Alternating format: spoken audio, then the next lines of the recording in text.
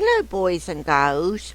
We are going to begin our interactive read aloud today, and this is called The Frog and the Locust. Now, this is a folk tale. A folk tale is a made-up story from long ago, and it often teaches us a lesson. Look at the picture here. You see a frog, and do we see the locust? I don't see him anywhere so far. Do you know what a locust is? A locust is a little bug. It's a type of a little flying bug. Remember, whenever we read, we can visualize in our mind. That's making up pictures to help us to understand what we would see and what's happening in the story. You can use information from the words and the illustrations to help you make the picture in your mind.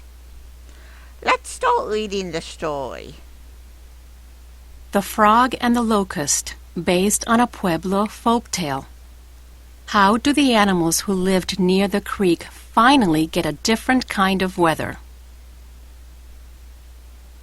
Pakua was a little green frog. She lived next to a creek in the forest. One summer, there was a drought for many weeks. Everything was hot and dusty, even the trees. Without rain to keep it flowing, the creek was starting to dry up. It shrank into a row of muddy puddles. Many forest creatures left their homes to search for water, but Pakua stayed near her puddle. "I feel too hot to do anything," Pakua moaned, "but I must get help from the rain god. If it doesn't rain soon, we will all be in trouble." So Pakua began to sing. As she croaked and bellowed, her throat grew round like a bubble. But her song was not loud enough. The rain god high up in the sky could not hear her. So I read here that everything was dusty and dry. Then Pakua sang. I can picture in my mind the cracking ground and the hot frog. I can see the frog's bulging throat. I imagine that I feel the hot, dry air on my skin.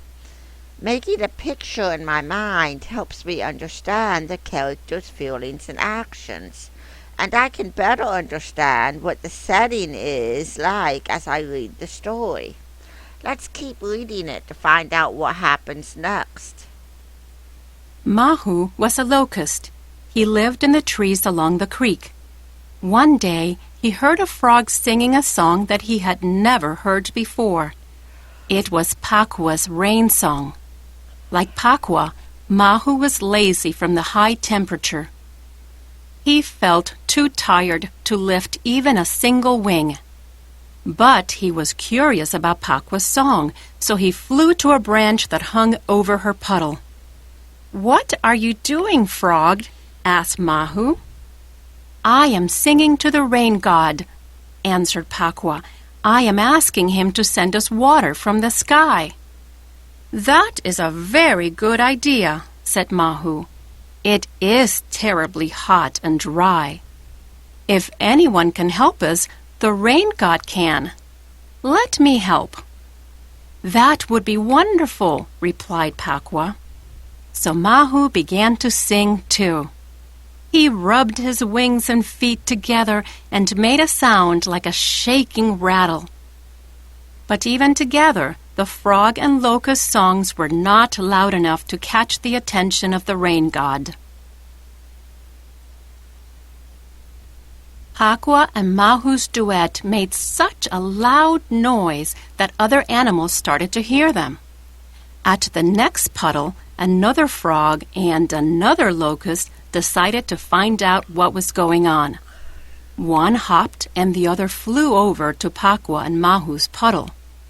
"What are you two doing?" they asked. Pakua and Mahu stopped their singing long enough to answer. "We are singing to the rain god," responded Pakua.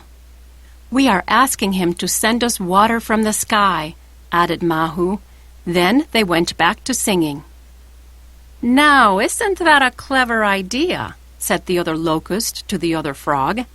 "I predict that if we sing along, the rain god will hear the four of us." "We are going to help you," the second frog said to Pakwa and Mahu. She and the locust returned to their puddle and started singing. Back at their own puddle, Pakwa and Mahu heard their song getting stronger. "I hope this works," Pakwa thought. "This might be our last chance for the rain god to hear our song."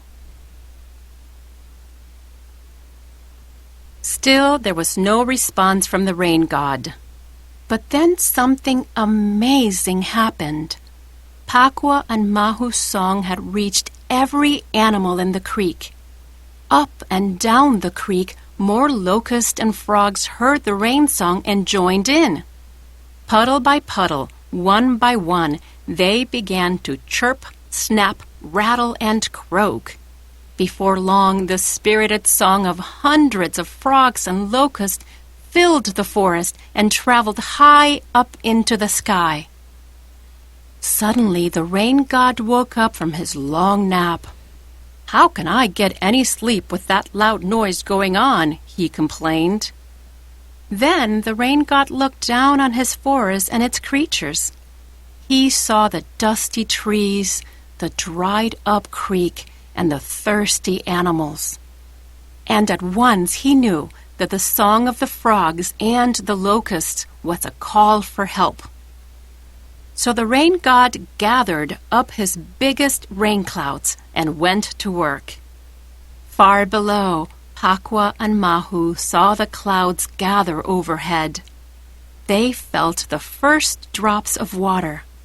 And as the storm came and rain filled up the creek, they sang with joy. Thank you for listening to the story today. Have a great day.